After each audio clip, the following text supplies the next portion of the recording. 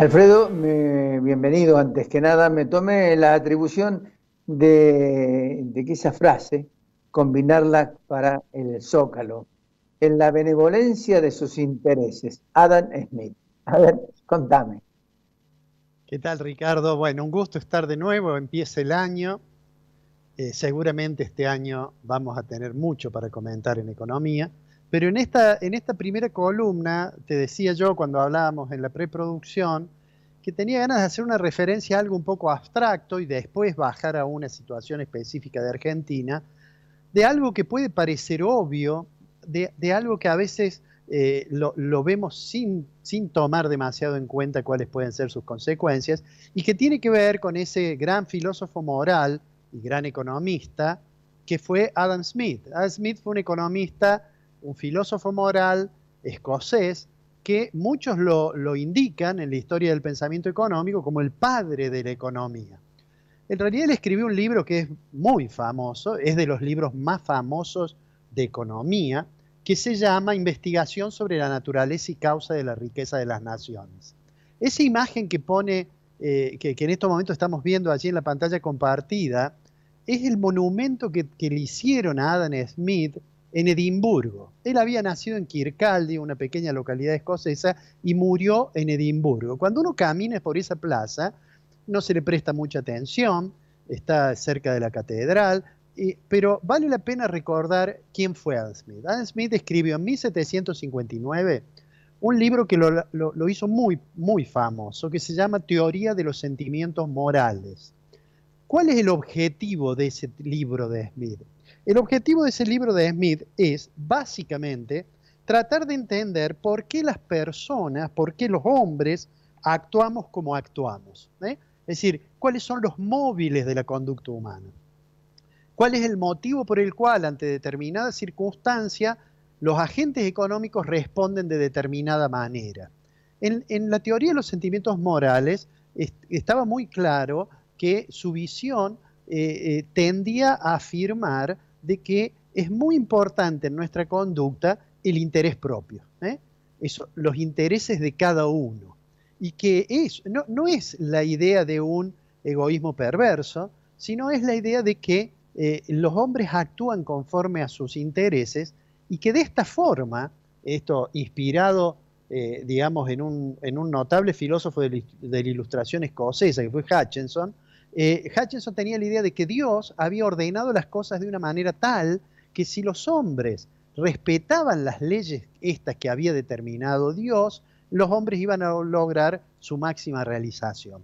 Entonces, dentro de los estímulos, dentro de los móviles de la conducta humana, era muy importante, en general, el interés propio. Cuando escribió La riqueza de las naciones, tiempo después, en 1776 se publicó La riqueza de las naciones, mira qué año, ¿no? Era el año que Inglaterra perdía su principal dominio de ultramar, la revolución en Estados Unidos, la independencia. Era el año en que por estas tierras las reformas borbónicas instalaban el virreinato del Río de la Plata. Bueno, en ese momento, en La riqueza de las naciones, el título es Investigación sobre la naturaleza y causa de la riqueza de las naciones. Y Smith comenzó diciendo que la principal causa, además de la cantidad de trabajo que dispone una nación, era la posibilidad de dividir el trabajo, ¿no es cierto? Pero siguiendo su idea de que en la búsqueda del provecho individual los hombres contribuían al bienestar general, escribió una frase que es la que comentábamos y que textualmente dice: no es la benevolencia del carnicero, del cervecero o del panadero la que nos procure el alimento, sino la consideración de su propio interés. No invocamos sus sentimientos humanitarios, sino su egoísmo, ni les hablamos de nuestras necesidades, sino de sus ventajas. Bueno, además de eso, Smith, siguiendo su mirada filosófica, dijo, bueno, en realidad los hombres van a actuar como guiados por una mano invisible, y eso, digamos, se hizo muy famoso, aunque en La riqueza de las naciones no está dicho más de una vez lo de la mano invisible, pero lo concreto era la idea esta de que los mercados ajustaban perfectamente. Dejemos por un lado eso, que merece una discusión, pero que fue la idea que caracterizó a la escuela clásica inglesa y al liberalismo económico desde Smith, por lo menos, digamos, hasta el siglo XX, cuando Keynes escribió su teoría general en el 36. Pero Pero yo quiero ir a otra cosa, no discutir si los mercados ajustan o no ajustan, sino remarcar esto que a veces, digamos, no lo tomamos en cuenta, y es que las decisiones en el capitalismo de los agentes económicos responden a determinados incentivos o a determinadas condiciones, a determinados, digamos, alguna forma en que la actividad es alentada o la actividad es desalentada. Entonces, cuando el Estado toma decisiones de política económica, debemos saber que cada decisión de política económica afecta a unos y a otros no, perjudica a alguno, beneficia a otro, bueno. Pero que entonces, cuando se diseña la política económica, hay que tener muy claro cuáles son los costos y cuáles son los beneficios. Es decir, a lo mejor hay un efecto inmediato que resulta conveniente para la política económica, pero a lo mejor después de un cierto plazo, cuando los agentes ajustan sus conductas, este efecto ya no es tan bueno o se transforma en un efecto negativo. Vamos a los ejemplos concretos. Ahora dejemos por un momento esta cuestión quizás demasiado abstracta y demos un ejemplo. Hace algunos días, el gobierno nacional decidió prohibir la exportación de maíz. Dijo, mire, vamos a prohibir la exportación de maíz porque nosotros queremos cuidar la mesa de los argentinos, porque si no va a faltar maíz, etcétera, etcétera. Esa decisión, que en mi opinión personal es la única razón que tiene, es que el gobierno se da cuenta que el tema inflacionario es muy difícil de controlar y entonces apela a esa medida. Digamos como una nota a pie de página, que el componente maíz dentro de los productos, del producto final, si uno mira el costo, seguramente, de distintos productos, seguramente el promedio va a estar en orden del 10%, o sea, no es tampoco tanto el efecto, pero probablemente logre, digamos, una tranquilidad en el corto plazo. Pero viene la otra cuestión. Por más que el gobierno después flexibilizó eso y dijo, bueno, vamos a permitir que exporte 30.000 toneladas día. Bueno, si uno multiplica las 30.000 toneladas hasta marzo, que es cuando vamos a tener lo de la nueva cosecha, vamos a ver que obviamente es muy poco. Todo eso se asentó en un error, y es que el gobierno creía que había más o menos 3 millones o 4 millones de toneladas que todavía no habían sido vendidas, y que entonces temió que faltara, que hubiera problema de abastecimiento interno. En realidad después se analizó, las entidades acercaron su información, bueno, en realidad son como 8 millones de toneladas, o sea que se asentó, digamos, en un error. Pero lo que yo quiero insistir, y esto lo relaciono con la idea que los agentes actúan, digamos, según los estímulos y las señales, es que en el corto plazo a lo mejor puede servir para la inflación, pero el problema es que en el largo plazo desalienta que el productor, digamos, siembre maíz, perdón. Imagínate que el productor piensa, ¿qué me irá a pasar con esto? Y entonces a lo mejor decide volver a sembrar soja, si es que había decidido antes, el año pasado, sembrar maíz. Y vamos a volver al problema de la sojización, tan criticado por muchas personas, incluso del mismo gobierno.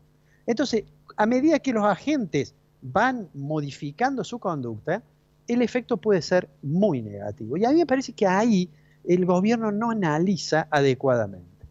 Se nos viene a la memoria lo que hizo Moreno cuando prohibió la exportación de carne. ¿Recordás que dijo, bueno, vamos a cuidar la mesa de los argentinos, no exportamos más carne? Bueno, lo que pasó fue que cayó el stock ganadero de una manera muy importante, aunque en el corto plazo a lo mejor el precio de la carne no aumentará tanto.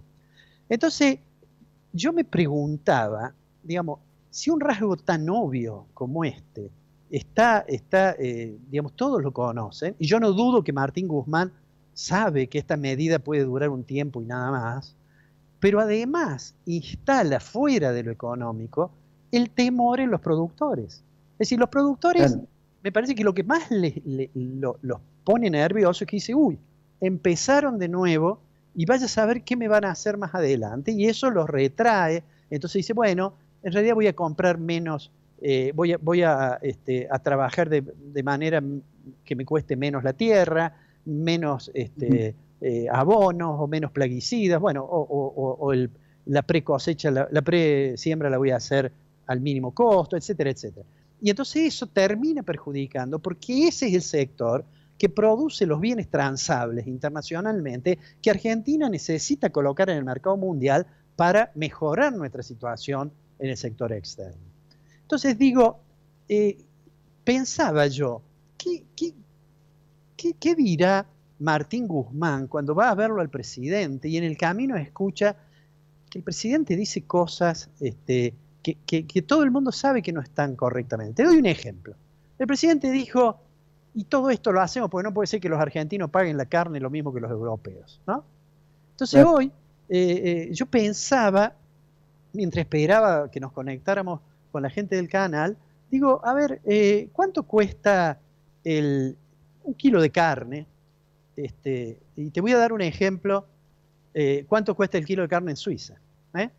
En Suiza, el kilo de carne cuesta, en promedio, por supuesto, los promedios tienen problemas, hoy me lo hacía notar un colega, pero en promedio, en Suiza, cuesta más o menos 50 francos suizos. El kilo. 50 francos suizos son 4.800 pesos al tipo de cambio del Banco Nación de hoy.